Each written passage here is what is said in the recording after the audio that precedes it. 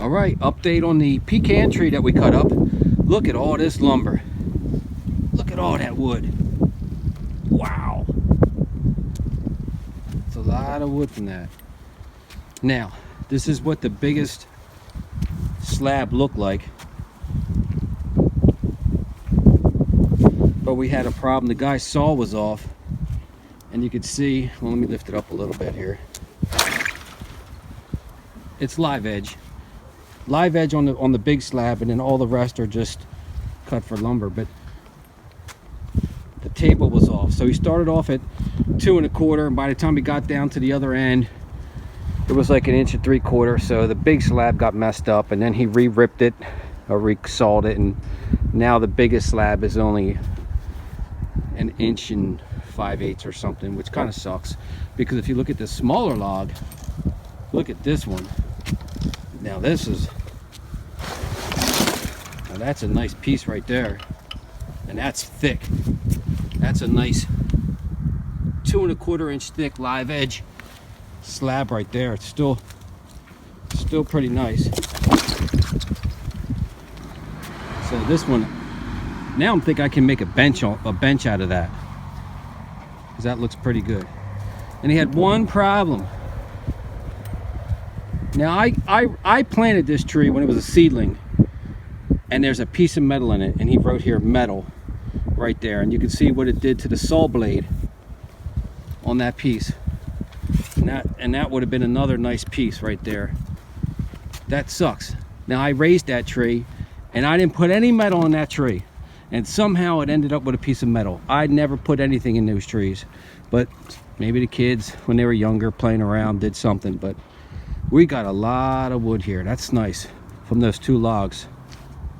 So I'm thinking a bench for that piece, and maybe, I don't know, it's thinner than I would like it, so I don't know if we're going to be able to make maybe some kind of a tabletop on it or something. I don't know, we'll see.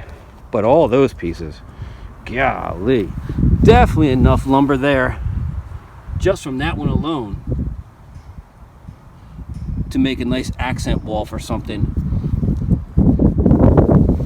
or even like halfway up wall, like waist high along the bottom of a room or something, a guest bathroom or something like that. But we'll see. We're definitely going to make something out of this.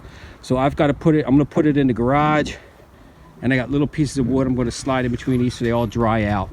So it's all got to dry out, and the moisture content's got to get low enough before you can start messing with this stuff. But that's where we're at with this one. Okay, I broke it down a little bit.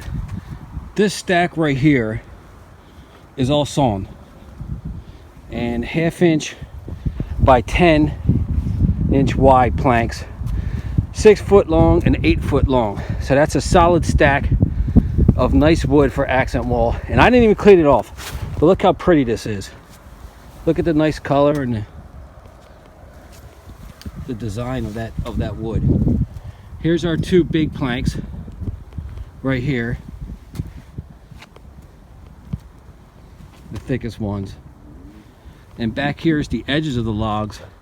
Really good for nothing as far as structural stuff, but I think it'd be really neat to mount a fish, or maybe some kind of a mammal or something, a wall plaque, burn your name in it, something like that. But the designs on all these pieces are pretty neat, live edge.